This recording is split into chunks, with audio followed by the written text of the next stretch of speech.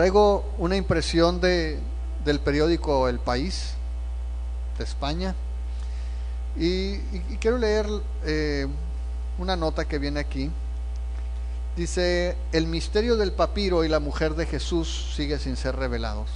Yo no sé cuántos de ustedes hayan estado atentos a los programas que han en esta temporada. Ahorita platicaba con Jorge, ¿no? Y me dice: oye, estuve viendo un programa acerca de los evangelios apócrifos. Me llama la atención cómo siempre en esa temporada sacan algo que ya es un refrito, no es nada nuevo.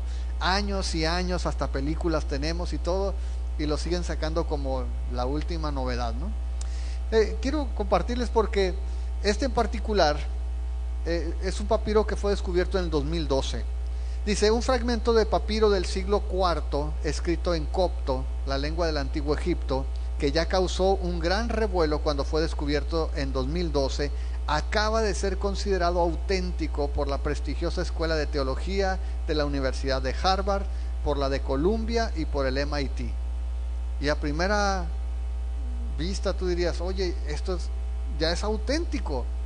Entonces sí, Jesús estuvo casado y su esposa era María Magdalena, y era la buena, era discípula y era la que tenía todo el conocimiento, como dicen el Código Da Vinci y todos esos evangelios apócrifos. Pero en realidad no es eso lo que está diciendo. Pero insisto, me llama la atención cómo ponen estas noticias y cómo te las disfrazan para que tú digas: es cierto. Lo que descubrieron es que el papiro donde está escrito es antiguo, es del siglo IV. ¿Cuándo se escribió el último de los evangelios, que es el que estamos estudiando, Juan? Por ahí de los 90, en el año 90, y estamos hablando el primer siglo, y dicen: sí, es auténtico, es del siglo IV. Lo que están diciendo es que el papel, bueno, más bien el papiro donde fue escrito, sí es antiguo. Algunos decían que era una falsificación muy reciente. Lo que acaban de descubrir es que es una falsificación antigua. ¿A qué voy? Que el material está fechado, dicen, no, pues sí puede ser entre el 2 y el 6, ¿no? Del siglo II y el siglo VI.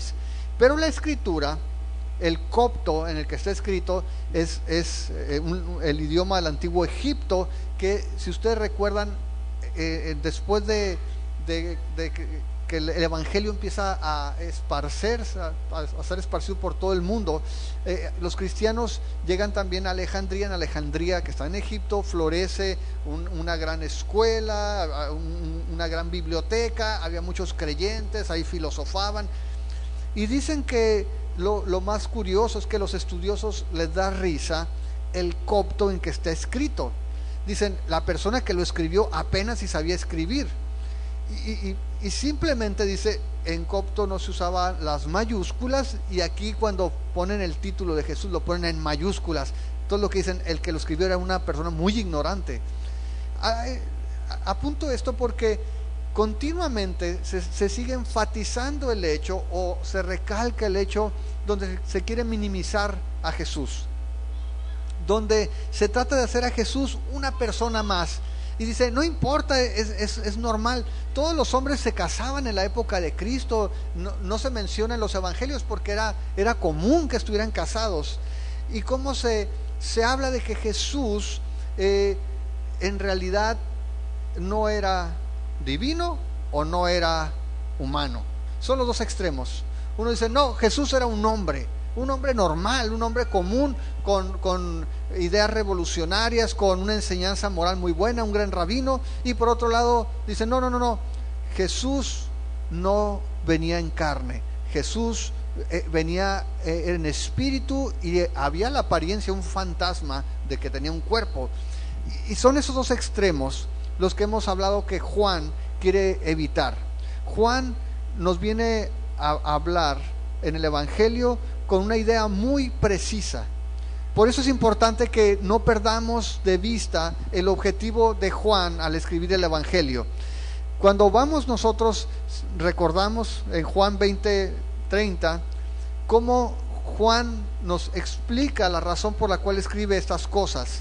En Juan 20:30 dice: hizo además Jesús muchas otras señales en presencia de sus discípulos, las cuales no están escritas en este libro. pero estas se han escrito para que crean que Jesús es el Cristo, el Hijo de Dios, y para que creyendo tengan vida en su nombre.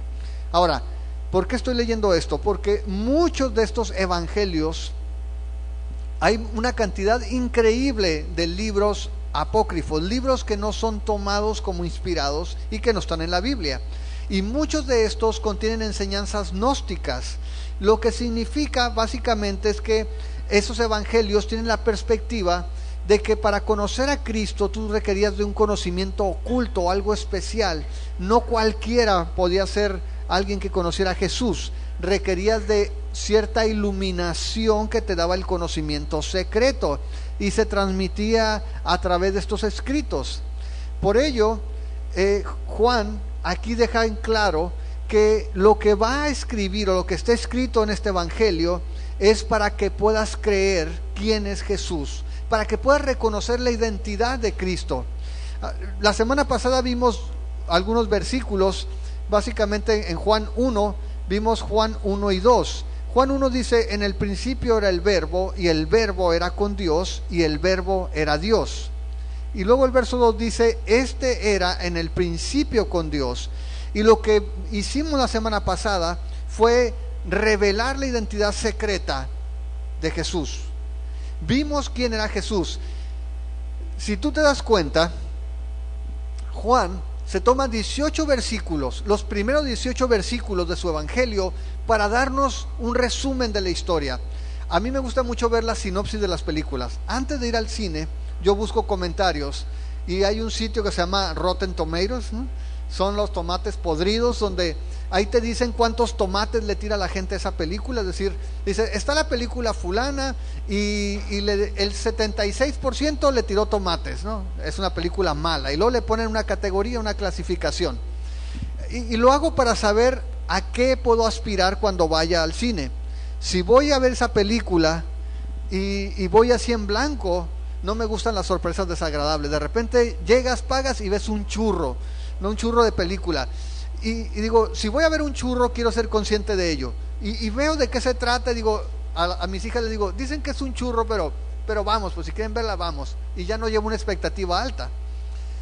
En ese sentido, voy, veo la sinopsis, y a mí no me quita la emoción el saber el final ni nada de eso. Hay gente que no me la cuentes, por favor, ¿no? A mí me la pueden contar, y de igual manera la disfruto. Juan está haciendo algo así. Juan en los primeros 18 versículos nos está dando algo que los estudiosos le han bautizado como el prólogo. Y en 18 versículos nos está explicando cuál es todo el desarrollo del evangelio de Juan. Ahora, nosotros en estos 18 versículos estamos conociendo el final de la historia. Sabemos lo que va a pasar, sabemos la identidad del superhéroe. Nosotros sí lo vamos a saber. Mientras vamos leyendo el evangelio de Juan en los siguientes capítulos, nada de lo que nosotros sabemos saben los actores. De tal manera que ahora nosotros, con esta ventaja, podemos ir entendiendo con mayor comprensión cada uno de los pasajes que vamos a ir leyendo. Por eso lo primero que hace Juan, no nos va a decir quién fue la abuelita de Jesús ni su tatarabuela. Juan nos dice: Jesús es Dios. Y Jesús no es creado. Jesús es eterno, es preexistente, existe en sí mismo. Y es lo que nos dicen estos primeros dos versos. Vimos que en su existencia Jesús es eterno. En el principio era el verbo. Y en el principio no es el principio de la creación, sino la eternidad pasada, decíamos. Antes de que las cosas fueran creadas, el verbo estaba allí. Antes de que, como en Génesis, Dios dijera sea la luz, el verbo ya estaba allí. Y ahorita lo vamos a confirmar. Pero lo que vimos entonces es que Jesús es eterno. También vimos la relación de Jesús, el Hijo de Dios, con Dios el Padre. Y dice que el verbo era con Dios. Y decíamos que literalmente lo que dice es que tienen una relación cara a cara, una relación continua de intimidad, donde el Padre y el Hijo están en unidad, están cara a cara, se están comunicando, tienen comunión. Ahora piensa en esto: Dios no necesita a nadie. Nosotros, ¿a cuántos de ustedes les gustaría irse a vivir a una isla desierta? ¿Cuántos de ustedes han soñado con irse a una isla desierta y estar solos por fin ahí? ¿Cuántos de ustedes han soñado con eso? Sí, no lo dudo que hay algunos. Sí, serían las excepciones. No, sin hijos, Geraldina, tú sola, sin hijos ni esposo. No, sí me gustaría irme con mi esposa, no, y los hijos también. No, pero ¿cuántos, cuando piensas en la soledad, como seres humanos, nuestra naturaleza no es de estar solos? De hecho, buscamos siempre alguien con quien compartir. Dios nos hizo de tal manera que necesitamos a alguien más, necesitamos estar con alguien más. Pero cuando pensamos en Dios, Dios es autosuficiente, Dios es eterno y Dios es suficiente para sí mismo, es autosuficiente en el sentido de que no necesita de nadie ni de nada. Cuando pensamos en Dios, dices, ¿y qué hacía Dios antes de que nos creara? ¿No? Sí, Dios nos creó porque nos necesitaba, seguramente es lo que podemos pensar, pero no es así. La Trinidad tiene una relación permanente, así como dice que Dios, el Padre y el Hijo, el Verbo, estaban cara a cara, sucede lo mismo con el Espíritu Santo. Y no voy a profundizar más en esto, es algo que vamos a ir viendo y quiero mencionarlo en el viernes 18 a las 7:30, es que Dios el Padre, Dios el Hijo y Dios el Espíritu Santo son tres personas, lo sabemos, en una sola en una unidad, en una sola naturaleza. Son uno a pesar de ser tres personas diferentes, y ahorita vamos a ver a lo que me refiero con esto. Entonces Jesús es el Verbo, es eterno. Jesús en su relación con el Padre está cara a cara, y vimos también que su naturaleza es divina. En el versículo 1 nos dice al final que el Verbo era Dios, y dice literalmente que el Verbo era Dios, no que el Verbo era un Dios como dicen los testigos de Jehová. No aplica el artículo como se menciona, sino que si lo leyéramos parafraseado sería: el Verbo era divino, era Dios, era igual al Padre. Eso es lo que está dando de entrada en el primer versículo Juan el Evangelista. ¿Cuál es su idea? Que nosotros desde ahorita, desde el inicio, sepamos de quién estamos hablando. No estamos hablando solamente de un gran maestro, no estamos hablando solamente de un rabino, estamos hablando de Jesús, el Verbo, que es Dios. Ahora, si nosotros seguimos, vamos a leer en el verso 3 y vamos a terminar hasta el 5. Vamos a en Juan 1, 3 al 5. Dice: todas las cosas por Él fueron hechas, y sin Él nada de lo que ha sido hecho fue hecho. En Él estaba la vida, y la vida era la luz de los hombres. La luz en las tinieblas resplandece, y las tinieblas no prevalecieron contra ella. Ahora, los primeros dos versículos nos hablan de la relación del Verbo con Dios, el Padre. Estos tres versículos nos van a hablar de la relación de el Verbo, Jesús, y la creación. Y lo que podemos ver de entrada en el verso 3 es que Jesús es el creador de todas las cosas. Lo dice de una manera positiva y de una manera negativa. La manera positiva dice: todas las cosas fueron hechas por Él. ¿Alguien le queda duda al respecto? Está hablando del Verbo. Los primeros dos versículos hablan del Verbo, los siguientes tres que estamos leyendo hablan del Verbo. Y dice que todas las cosas por Él fueron hechas, de manera positiva. Y lo dice de manera negativa porque dice: sin Él nada de lo que ha sido hecho fue hecho. Todas las cosas, ¿qué implica todas las cosas? Esta palabra todas la hemos estudiado en el griego y en el hebreo, ¿verdad? ¿Qué significa todas las cosas? Todas las cosas, ¿verdad? Exactamente. No hay nada en el universo que no haya sido creado por Él. Cuando hablamos de la tierra, cuando hablamos de los astros, cuando hablamos de todos los planetas, de las estrellas, cuando hablamos de la creación en esta tierra, de los animales, de las plantas, de las personas, estamos hablando que toda la creación fue hecha por el Verbo, por Jesús. Jesús es el creador de todas las cosas. Esto nos lleva a ver que no solamente la creación natural, es decir, no solamente los seres vivos, los árboles, los animales, sino también los seres espirituales. Los ángeles fueron creación también de Dios, pero estamos hablando específicamente de Jesús. Ahora, Juan está mostrando que Jesús es el agente de la creación.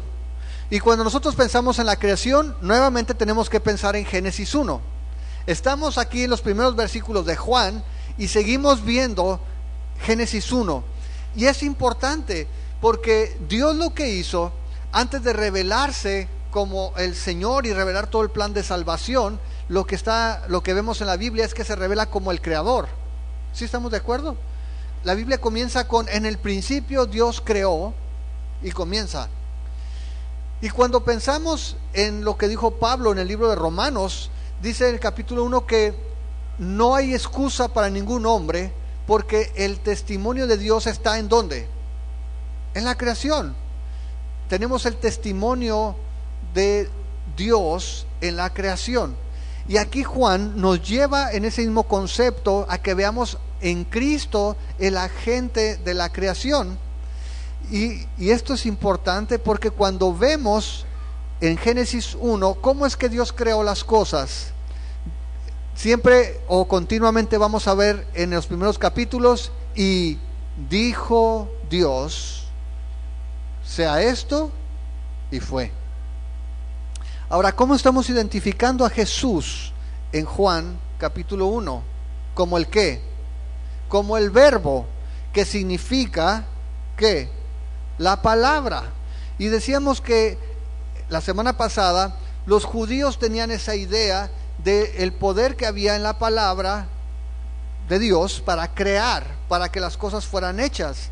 Y veíamos el concepto de los griegos de cómo era la expresión que le daba orden y sentido a todas las cosas, y cómo Juan toma esos dos conceptos. Ahora, Juan no era filósofo griego, simplemente está echando mano de un concepto que era conocido en su tiempo para explicar que en realidad ese concepto no es una idea abstracta, es una persona. Y le dice: sí, hay alguien, no algo, que le da sentido a todas las cosas y que trae la creación y la sustenta. Y es la expresión de Dios y se llama Jesús. Jesús es el agente. Dios Padre es la fuente. Y dijo Dios y fue hecho. Dios dijo: vamos a pensar en la creación, y Jesús es el ejecutor, es el que crea, es la expresión de Dios. ¿Sí me explico? Sé que es complicado, o por lo menos para mí, pero piensa en estos términos. Es el medio por el cual Dios llevó a cabo la creación. Dios el Padre es la fuente, Jesús es el agente de la creación. Y ahorita lo vamos a ver un poquito más a detalle. Pero lo que quiero que veas aquí es que nuevamente Juan está enfatizando la divinidad de Jesús y su revelación como Dios. Está mostrando a todos aquellos que iban a leer su evangelio que Jesús es Dios. Ahora, si nosotros lo tomamos sin entender el concepto de la Trinidad, diríamos: bueno, si el Verbo es Dios y si el Padre es Dios, entonces tenemos dos dioses. Pero por eso decíamos ahorita que no, tenemos un Dios en dos personas, o tres personas si hablamos del Espíritu Santo también. Vamos a ver ahorita más a detalle esto, pero primero, si tú vas a la Biblia, al Antiguo Testamento, obviamente no vas a encontrar el nombre de Jesús a detalle explicando quién es Jesús. Y vamos a Isaías 44:24, y siempre que vemos hablar de la creación, vamos a ver que se menciona a Jehová el Creador. Isaías 44:24 dice: así dice Jehová, tu Redentor, que te formó desde el vientre, yo Jehová, que lo hago todo, que extiendo solo los cielos, que extiendo la tierra por mí mismo. ¿Qué pasa? ¿Es Jehová o es Jesús? ¿Quién es el creador? Bueno, vamos a leer el Nuevo Testamento y ahorita vamos a tratar de concluir. Primera de Corintios 8:6. Primera de Corintios 8:6, apúntalo para que no se te pase. Dice: para nosotros, sin embargo, dice Pablo, solo hay un Dios, el Padre, del cual proceden todas las cosas, y nosotros somos para Él, y un Señor, Jesucristo, por medio del cual son todas las cosas, y nosotros por medio de Él. Nuevamente se pone al Padre como la fuente, al Hijo como el agente. Del Padre proceden todas las cosas, y por medio de Cristo son todas las cosas. ¿Sí? ¿Más o menos? Ok. Si vamos a Hebreos capítulo 1,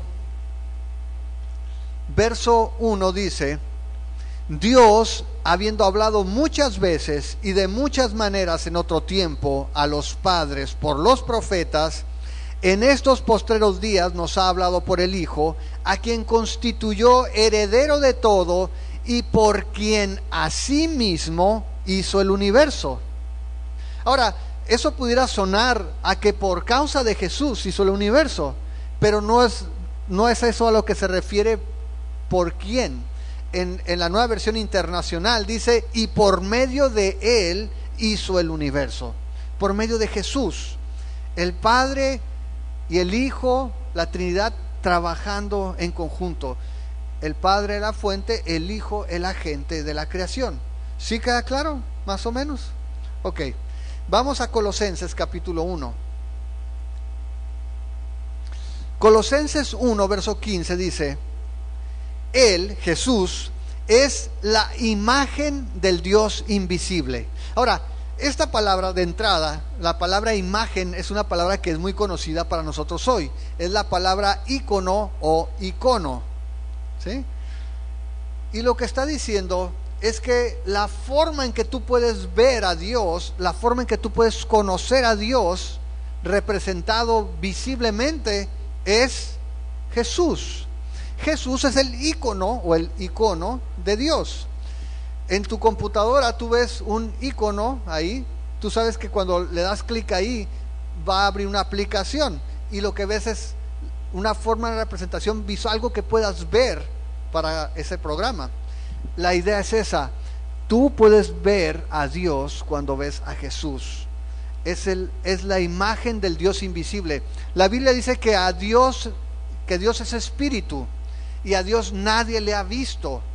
Pero en Cristo podemos ver y conocer a Dios que es invisible, al Dios que podemos ver por la naturaleza. Lo podemos ver de una manera más tangible, más palpable. Juan dice: lo que tocaron nuestras manos es Jesús. Jesús es el ícono de Dios. Y dice aquí en Colosenses 1:15: es la imagen del Dios invisible, el primogénito de toda la creación. Y muchos dicen: ahí está, fue el primero que crearon. No, ese es el sentido. Es el que está por encima de toda la creación. Esa es la idea. Él es el primero, el que tiene la primacía, es el que está en primer lugar en todo lo que puedes palpar, en todo lo que puedes ver. Pero Jesús no es creación de Dios. Él ya existía. Y dice ahí el verso 16: porque en Él, en Jesús, en el Verbo, fueron creadas todas las cosas, las que hay en los cielos, las que hay en la tierra, las que son visibles, las que son invisibles, sean tronos, sean dominios, sean principados, sean potestades. Todo fue creado por medio de Él y para Él. Y otra vez, acuérdate del significado de la palabra todo. Todo fue creado por medio de Él y para Él. Y mira el verso 17: y Él es antes de todas las cosas, y todas las cosas en Él subsisten. ¿Puedes entender eso? El hecho de que tú y yo estemos vivos, el hecho de que este planeta esté girando, ¿has pensado en eso? Fíjate, estamos en un planeta, en una bola de tierra, roca, agua, que gira a una velocidad impresionante para que en 24 horas completemos un día. ¿Estamos de acuerdo? ¿Sí? Pero además estamos girando alrededor de otra bola más grande, mucho más grande, que no es de tierra, es de fuego. Una bola que está ardiendo, que es mucho más grande que la tierra. Y giramos alrededor de esa bola a una velocidad tal que más o menos en 365 días le damos una vuelta y decimos, pasó un año. Pero además giramos con cierto grado o ángulo de inclinación que permite que digamos, estamos en la primavera, ¿verdad? Por eso no hace tanto calor todavía. Y podemos tener las estaciones por el ángulo con que giramos alrededor de esa pelota de fuego.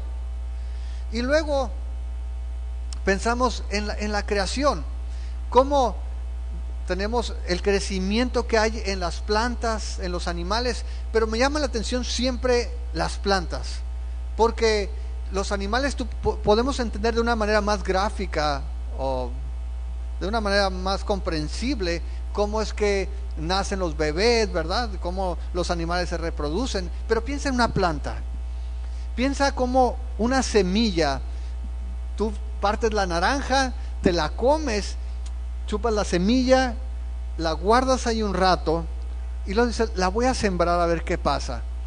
La pones en la tierra y hay vida latente en esa semilla. Surge una planta. En la casa tenemos una moringa. Esa moringa, no sé si alguna vez le he platicado de ella, ha sido maltratada, ha sido aserrada como los profetas en Hebreos 11, ¿no? Adriana le ha cortado el copete, las ramas, y hace unas semanas regresamos y voltea por la ventana y la moringa estaba el tronco nada más hasta aquí. Lo cortó con sus dedos pulgares y una cegueta, cortó el árbol, lo tumbó, y las niñas, mamá, ¿qué hiciste? Ya me tenía enfadado, dice. Y ahora estábamos ahí en la ventana y me dicen, ¿ya viste cómo está saliendo la moringa? Dijo Raquel. Y me asomé y está llena de brotes por todos lados, verdes. La creación que Dios ha hecho es impresionante. Cuando tú ves el número, y hace tiempo que hicimos, ¿se acuerdan? Ese viaje hipotético por el espacio, es increíble, pero la cantidad de maravillas que podemos ver en la tierra es impresionante. Quiero que pienses que todo eso existe porque Jesús lo sustenta. No existe porque tenga vida en sí mismo, y ahorita lo vamos a ver. Es por causa de Jesús. Dice, todas las cosas en Él subsisten. Si tú vas a Apocalipsis 3:14, hay una frasecita por ahí que en medio de todo lo que vemos en Apocalipsis quizá se nos pase, pero dice Apocalipsis 3:14, está hablando Jesús y dice, y escribe al ángel de la iglesia en la Odisea, he aquí el amén, el testigo fiel y verdadero, el principio de la creación de Dios, dice esto. Está hablando nuevamente de Jesús, y lo que quiero que veas con esto es que en realidad cuando se atribuye la creación a Jesús, se está hablando de Él como el agente. En el Antiguo Testamento no teníamos la revelación completa de Jesús, y por eso se habla de Jehová. Pero lo que quiero que veas y que podamos ubicar es que en realidad está hablando indistintamente del yo soy, que es el agente de la creación. Es Cristo el que creó y sustenta todas las cosas. ¿Sí queda claro? Eso es lo que quiero que quede en tu mente, que Jesús, el Verbo, es el creador de todas las cosas. Ahora, esto es muy importante, esto es muy relevante, porque quiero que veas la gran ironía que hay en esto. Jesús, el creador de todas las cosas, vino a esta tierra, se vistió como la creación Y la creación, nosotros, sus criaturas, lo rechazamos. Y es lo que dice Juan en el versículo 10, ahí en capítulo 1. En el mundo estaba, y el mundo por él fue hecho, pero el mundo no le conoció. El creador de todas las cosas, el que sustenta el mundo, se vistió de carne para venir a él, y nosotros, su creación, no pudimos conocerlo. Lo rechazamos. Por eso es importante que entiendas esto. Hoy en la mañana hablábamos en el discipulado del señorío de Jesús. ¿Por qué tenemos que someternos a Cristo? ¿Por qué es importante? Porque es el creador de todas las cosas. Porque antes de que nosotros pudiéramos conocerle como el Salvador, Él había estado creando todas las cosas. Y nos hemos dado cuenta que Él no solamente es el creador, es el que sustenta la vida. Jesús en el mundo estaba, dice, el mundo por Él fue hecho, pero el mundo no le conoció. ¿Qué podemos entender con esto? Cuando vemos entonces que Jesús es la expresión de Dios, que aun cuando el Padre es la fuente, Jesús es el agente que crea, que ejecuta. De aquí en adelante, cuando tú veas en el Evangelio de Juan que Jesús perdonaba pecados, que Jesús sanaba enfermos, que Jesús predicaba la verdad, tienes que recordar quién era Jesús, el Verbo. Todo lo que Jesús hace es actividad divina. Todo lo que Jesús hace es lo que nace en la conciencia del Padre, es la expresión del amor, del plan del Padre llevándose a cabo. Es Jesús cuando decía, tus pecados son perdonados, y decía, ¿quién es este? Solo Dios puede perdonar pecados, porque no sabían lo que nosotros sabemos hoy. No habían leído el prólogo, los primeros 18 versículos de Juan, para saber que ese hombre que estaba allí era la expresión de Dios, era Dios hablando. Cuando Jesús habla, cuando Jesús sana, cuando Jesús da vida eterna, es Dios actuando, es Dios en acción, como cuando dijo Dios sea la luz en Génesis. Jesús en esta tierra estaba manifestando la acción de Dios. ¿Sí queda claro? Y otra vez, esto es importante porque nosotros, como su creación, para poder recibirlo como el Salvador y Señor, necesitamos entender que Él fue el que creó todas las cosas. Pedro, en el libro de Hechos, acusando a los judíos, dice, mataron al Señor de la vida, al Señor de la creación. Aquel que creó todas las cosas es aquel que crucificamos. Es importante. Y no solamente eso, sino que dice allí también, regresando al verso 4, dice, en Él, en el Verbo, en Jesús, estaba la vida, y la vida era la luz de los hombres. Ahora, la revelación que nos está dando Juan, de que Jesús es el agente de la creación, la está llevando a otro nivel, porque no solamente es el que creó, sino que él mismo es la fuente de la vida. Es decir, la vida no es autoexistente. No, somos seres vivos porque soplaron ciertamente aliento de vida y listo, ya somos seres vivos, no dependemos de Dios. No es así. La creación, los seres vivos, las plantas, los animales tienen vida porque la vida depende de aquel que los creó. No sé si me explico. Es Jesús quien sustenta todas las cosas y Él es la fuente que nos da vida, y no solamente vida biológica. Juan va a estirar el concepto para que entendamos la vida espiritual también. Por eso es que tenemos que entender cómo Juan usa 36 veces la palabra vida en el Evangelio. Continuamente lo vamos a ver. No dice aquí que la vida solamente fue creada por medio del Verbo, sino que la vida está en el Verbo. La vida está en Jesús, en la persona de Jesús. Él es la fuente de vida. Y te invito para que vayamos a Juan, pero al capítulo 5.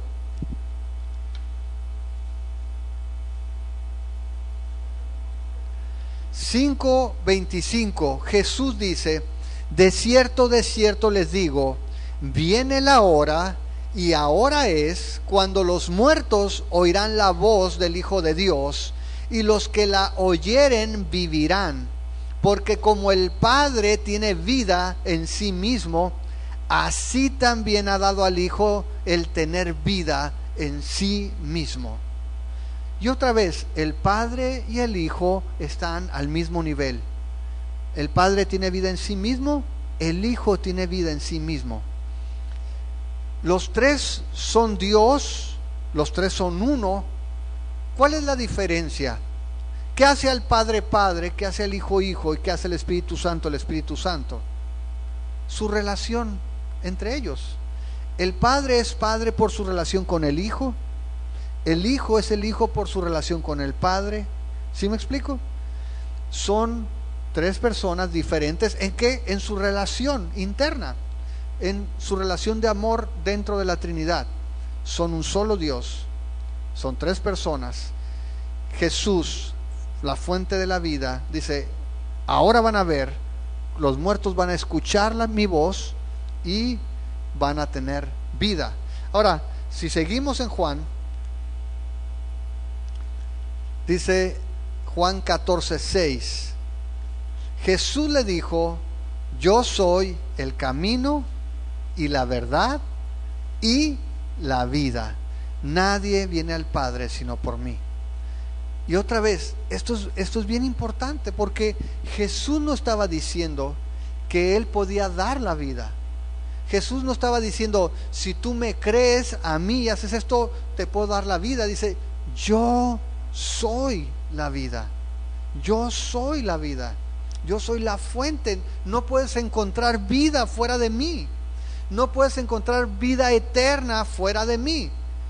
Y otra vez está hablando de la vida más allá de la vida biológica. Y es relevante porque muchas veces pensamos en términos de religión y decimos: Jesús es uno de los caminos. Jesús es una de las formas en que tú puedes conocer a Dios, pero tú puedes conocer a Dios por otros caminos. Yo he visto a los monjes, ve el que hace el anuncio de Dalai, vele la cara, está llena de paz su cara. Yo creo que ellos también pueden encontrar a Dios de otra manera. Yo creo que si tú estás en armonía con toda la creación, yo voy y me paro de cabeza, hago yoga y me conecto con el universo y estoy en paz. Creo que estoy en contacto con la divinidad. Tú puedes creer lo que quieras, pero Jesús dice: yo soy la vida. Yo soy el camino. De tal forma entonces que Jesús tiene los derechos de autor, y aquí sí está reclamando exclusividad. Jesús no es uno de muchos caminos. Es más, Jesús no es uno de algunos. Jesús es el único camino. Jesús es la única fuente de la vida. Y es lo que está diciendo aquí. Juan 6:33. Jesús nuevamente dice: porque el pan de Dios es aquel que descendió del cielo y da vida al mundo. Y Jesús dijo: yo soy el pan que descendió del cielo. Yo soy el pan que bajó del cielo. Nuevamente Jesús está mostrando exclusividad. Yo soy el único, yo soy la vida. Juan 11:25. Le dijo Jesús: yo soy la resurrección y la vida. El que cree en mí, aunque esté muerto, vivirá. Y todo aquel que vive y cree en mí, no morirá eternamente. ¿Crees esto? Jesús es la fuente de vida. De Él, como el agente de la creación, surge todas las criaturas, surge todo lo que conocemos, pero de Él, como fuente de vida, viene también la vida eterna, la vida espiritual, más allá de la vida biológica la verdadera vida, la vida eterna, surge también de Jesús. Ahora, Juan no solamente lo expresa con esa convicción en el Evangelio que escribió, sino también en sus cartas. Si vas a Primera de Juan, al capítulo 1,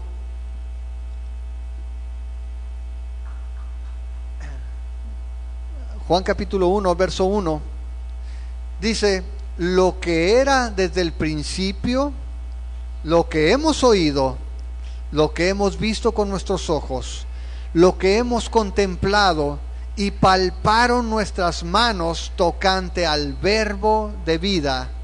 Dice el verso 2: porque la vida fue manifestada y la hemos visto y testificamos y les anunciamos la vida eterna, la cual estaba con el Padre y se nos manifestó.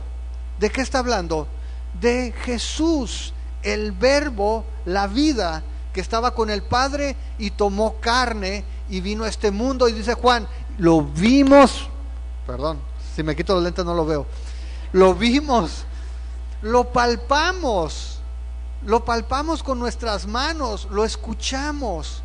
Ese verbo, esa vida que estaba con el Padre, vino a este mundo, se hizo carne y nosotros somos testigos de ello. ¿Y por qué está diciendo Juan, o por qué está retomando este tema Juan? Porque en aquel entonces ya había personas que decían: no es verdad, Dios no habita en carne, porque la carne es mala, la materia es mala, el cuerpo es malo, el espíritu tiene que ser libre. Y ellos enseñaban otra vez que tú podías vivir como fuera porque la carne es mala, pero tu espíritu era puro. Si tenías el conocimiento adecuado, tu espíritu era perfecto y podías estar en comunión con Dios, aunque le dieras vuelo a la hilacha, aunque vivieras como te diera la gana. Hoy en el discipulado vimos que no es así. Si tú eres un discípulo de Jesús, dice que debemos andar como Él anduvo, tenemos que caminar como Él caminó. Aquí Juan estaba diciendo: el verbo, la vida, sí vino en carne y nosotros lo vimos, lo escuchamos y lo palpamos con nuestras manos. Era un hombre, era en carne. En 1 de Juan 5:11, nuevamente Juan deja claro el mensaje: y este es el testimonio, que Dios nos ha dado vida eterna, y esta vida está en su Hijo. En su Hijo. Jesús, el verbo, no solamente es preexistente, siempre ha existido, eterno. Jesús no solamente está en armonía con el Padre, cara a cara en su relación. Jesús, el verbo, no solamente es Dios, sino que Jesús, el verbo, es el agente de la creación, y Jesús, el verbo, es la vida, es la fuente de vida. Este hombre que fue crucificado es la fuente de la vida. Qué ironía, ¿no? Si seguimos adelante, en el mismo versículo nos dice que no solamente en él estaba la vida, dice que la vida era la luz de los hombres. La vida era la luz de los hombres. Y este concepto de la luz, o sea, hablar de luz y vida, los vamos a ver en el Evangelio de Juan con notable frecuencia. Decíamos ahorita la cantidad de veces que aparece vida, pues luz aparece 23 veces también en el Evangelio de Juan y 6 veces en Primera de Juan.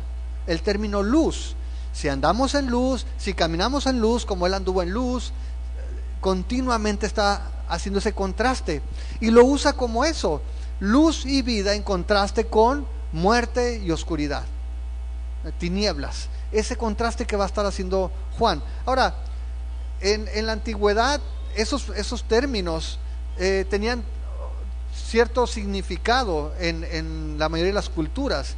En el Oriente Medio, ¿no? Se hablaba de, por ejemplo, las filosofías hablaban de la iluminación. Estar en ignorancia era estar en tinieblas, y estar en luz era tener el conocimiento, ¿sí? Ese era el sentido filosófico que se les daba. Pero aquí, más que buscar asociar esos términos, vamos a hablar básicamente en términos de conocer a Dios. La luz y la vida están en el conocimiento de Dios. Cuando conocemos, cuando tenemos una relación con Él, podemos hablar de luz y de vida. De hecho, si vas al Salmo 36:9, el salmista menciona aquí: porque contigo está el manantial de la vida, en tu luz veremos la luz. Cuando tú conoces a Dios, cuando conocemos a Dios, entendemos entonces que conocemos la fuente de luz, la fuente de vida. Estamos hablando de conocer a Dios. Cuando hablamos de luz, estamos hablando de vida espiritual, no de conocimiento oculto y que ha sido revelado, aunque ciertamente Dios nos habla de que Él ha iluminado nuestro corazón, nuestros ojos, para que podamos ver a Cristo. Pero nuevamente aquí Juan lo que está haciendo es no solamente dando la idea de que Jesús el Verbo es el que vivifica, sino que el que también ilumina, el que nos lleva a conocer al Padre, el que nos lleva a conocer a Dios. Y ese es el tema que vemos en todo el Evangelio. Cristo vino para que no estuviéramos en tinieblas. La luz vino a este mundo para que no estuviéramos en tinieblas. Y literalmente lo que significa es que solamente por medio de Cristo podemos conocer a Dios. Espiritualmente nos ilumina, podemos entender, podemos conocer quién es Dios. Y Jesús, nuevamente, lo vamos a ver en el Evangelio de Juan, asume este rol de la luz en diferentes pasajes. Si vas a Juan 14:6, lo mencionábamos ahorita, nos muestra cómo Jesús se pone como el camino para conocer al Padre. Él es el camino, dice, la verdad y la vida, y no hay otra forma de llegar a Dios. Jesús es la luz, es aquel que nos puede llevar verdaderamente a conocer a Dios. Juan 8:12, otra vez Jesús les habló diciendo: yo soy la luz del mundo, el que me sigue no andará en tinieblas, sino que tendrá la luz de la vida. Ahora, simplemente cuando piensas en tinieblas, ¿qué piensas? Estás en tinieblas.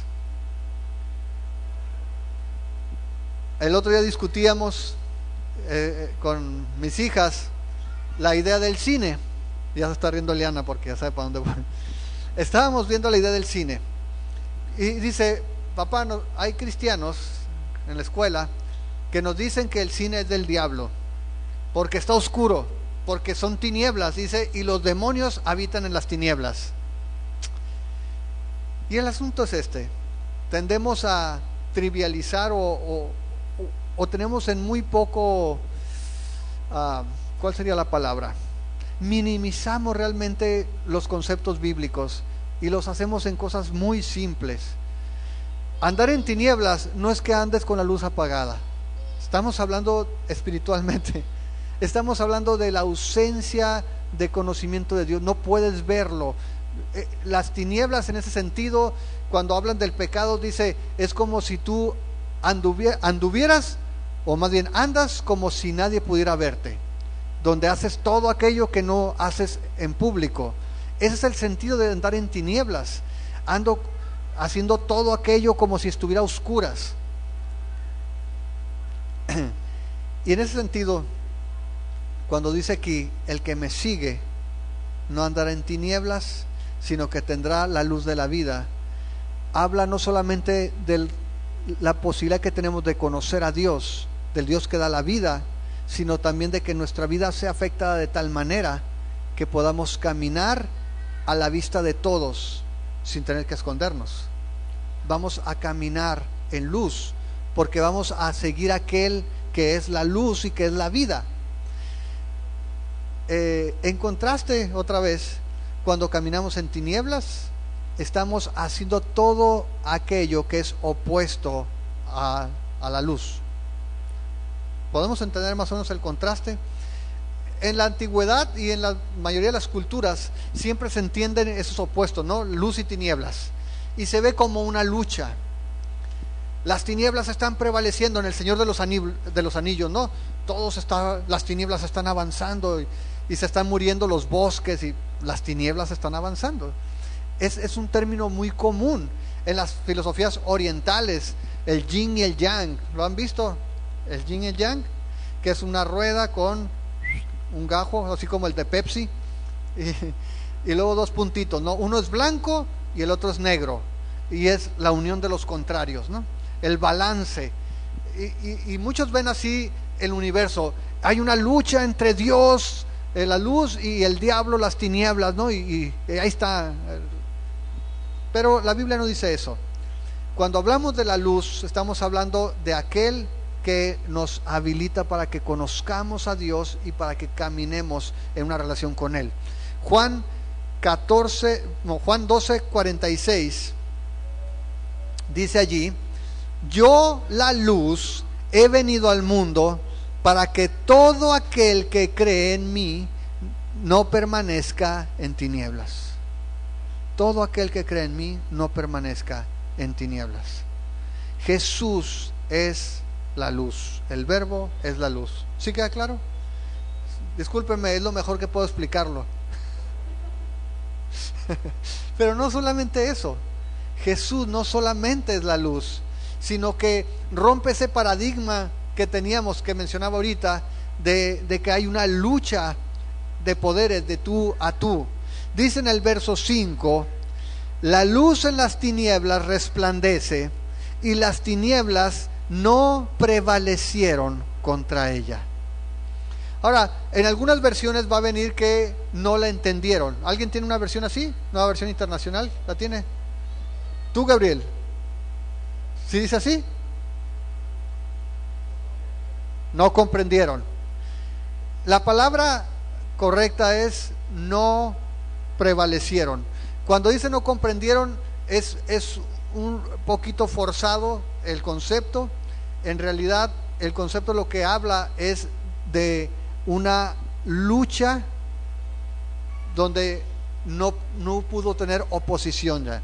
Lo que está diciendo aquí es que las tinieblas no pudieron detener la luz, no prevalecieron, no pudieron derrotarlo. Ahora, piensa esto, porque está hablando en términos pasados.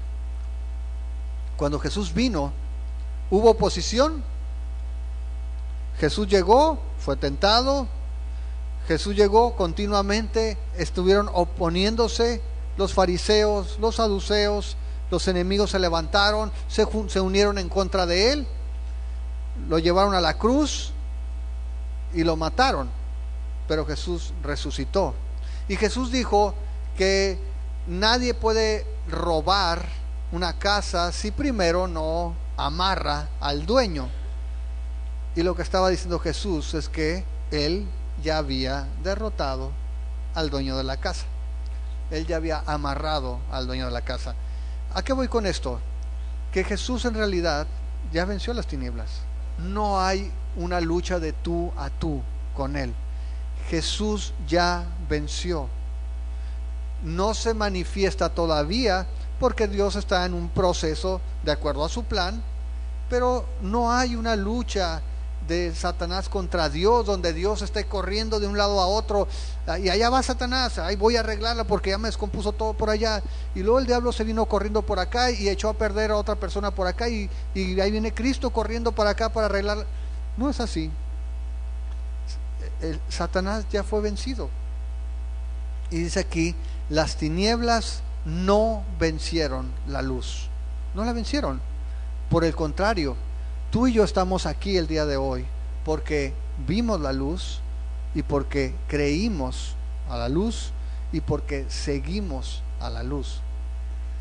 El mundo estaba en tinieblas sin Cristo, pero Cristo, la luz, vino a este mundo. Vino, tomó carne, ¿para qué? Para derrotar al enemigo. Ahora, en este pasaje dice: con esta afirmación, Juan rechaza categóricamente el dualismo que iguala el poder de las tinieblas con el de la luz. No hay tal lucha ya de tú a tú. La luz Vino, triunfó y las tinieblas no pudieron detenerlo. Jesús venció a las tinieblas. Jesús, el Verbo, ya venció a las tinieblas. Yo no sé cómo veías tú a Jesús. Yo no sé cuál era tu concepto de Jesús. A mí personalmente me amplió mucho mi panorama para ver a Jesús de esta manera. Jesús, otra vez, el Verbo es eterno. Jesús, el Verbo, es una relación continua, cara a cara con Dios, en unidad, siempre en unidad. Jesús es Dios. Jesús es el creador de todas las cosas. Jesús es la vida, no solamente el creador, sino la fuente de la vida. Jesús es la luz y Jesús venció las tinieblas. Este es el personaje del que vamos a estar viendo los siguientes capítulos. Todavía no terminamos, todavía sigue por los primeros 18 versículos. Juan nos está dando este prólogo, pero de aquí en adelante, a partir de los siguientes capítulos, cuando hablemos de Jesús, no pierdas de vista que esta era la intención de Juan cuando lo escribió, que sepas quién es Jesús. Allí entre los judíos de su época, aún entre los discípulos, Jesús un día, mientras estaban en el monte de la transfiguración, ¿se acuerdan? Jesús nomás se abrió así el traje y vieron la S, ¿no? Vieron quién era en realidad. Vieron, dice que Jesús se iluminó, que empezó a resplandecer. Vieron un chispazo, un destello de su gloria. Pero el resto del tiempo Jesús traía su traje y sus lentes y no sabían de su identidad. Jesús no conocía a la gente de su época, que tenían al Dios que creó todas las cosas, al Dios eterno, aquel que es fuente de vida, aquel que es la luz del mundo, aquel que derrotó las tinieblas. Y por eso para muchos no podían aceptarlo. Nosotros tenemos la bendición de conocer el prólogo. Cuando hables de Jesús, no pierdas de vista esto. ¿Y con qué fin escribió esto Juan? Recordemos otra vez, para que puedan creer, para que sepan que es el Hijo de Dios y para que creyendo tengan vida eterna. Ese es el propósito. No es solamente para tener iluminación en nuestro conocimiento. El fin último es que la gente pueda tener vida eterna. Y por eso es importante que le hablemos de Jesús a la gente. Y por eso cuando tú hables de Jesús, tienes que hablar en términos que lo dice Juan, que complementa el resto de los evangelios. Jesús no solamente era un hombre extraordinario, Jesús era el Dios eterno vestido de carne que venía a este mundo para que tú y yo tengamos vida eterna. ¿Sí queda claro? Oramos. Padre, te damos gracias por tu palabra. Te damos gracias, Señor, porque a través de ella podemos conocer la identidad de tu Hijo, porque podemos entender un poco más cómo es que la Trinidad está en perfecta armonía, en unidad, cómo ese amor que se profesa o ese amor que se tiene entre las tres personas es el mismo amor que extendiste a nosotros, Señor. Es ese mismo amor perfecto, santo, que nos extendiste para darnos vida eterna, de tal manera que aún te vestiste de carne,